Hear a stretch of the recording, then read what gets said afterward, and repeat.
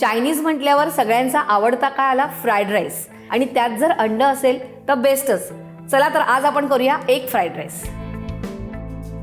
आपण इथे अंडी घेतलीत, त्याचा आपण पोळा करून घेऊया. आपण 4 अंडी घेतोय.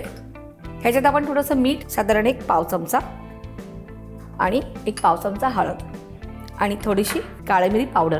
आणि आपण आता हे व्यवस्थित मिक्स करून घेऊया, कारण आपल्याला ह्याचा पोळा काढायचा आहे.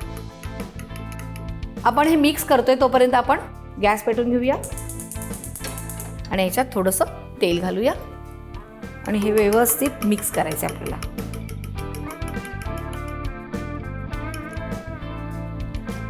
आता हे व्यवस्थित मिक्स झालंय.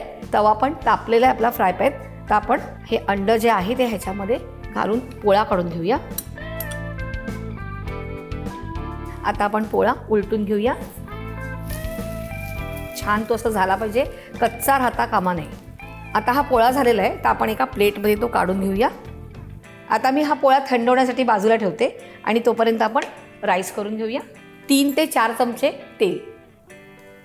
आपण हिरवी मिरची घेऊया इकडे 4 ते 5, 20 ते 22 पाकळ्या लसूण. त्यानंतर इकडे आपण 2 ते 3 पातीचे कांदे घेतलेत, कट करून ते घालतोय. 1 टेबलस्पून काळं मिरी, मीठ चवीप्रमाणे.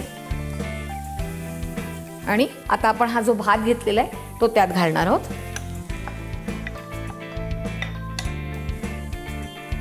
आता आपण हा भात व्यवस्थित परतून घेतलेला आहे.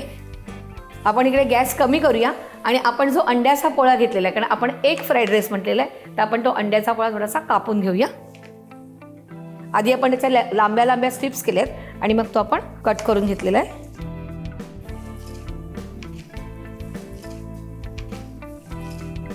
आता आपण कापलेला जो पोळा आहे तो आपण भातामध्ये घालूया आणि व्यवस्थित मिक्स करून घेऊया.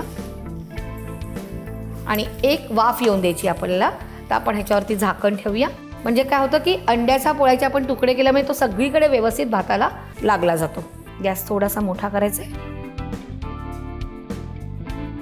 आपण बघूया वाफ आली आहे का. मस्तपैकी वाफ आलेली आहे. आपण गॅस बंद करूया. एकदा पूर्ण व्यवस्थित मिक्स करायचं आहे.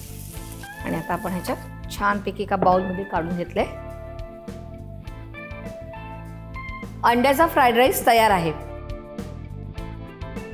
जो अंड्याचा फ्राईड राईस म्हटलं त्याचा अंड्याचा जो स्वाद असतो तो आपल्याला मिळतच नाही, फक्त सॉसेस असतात. तर आज मी तुम्हाला कसा दाखवलाय की काळं मिरी आणि अंड म्हणजे अगदी प्रॉपर तो स्वाद जो आहे तुमचा अंड्याचा स्वाद त्याच्यामध्ये उतरलेला आहे.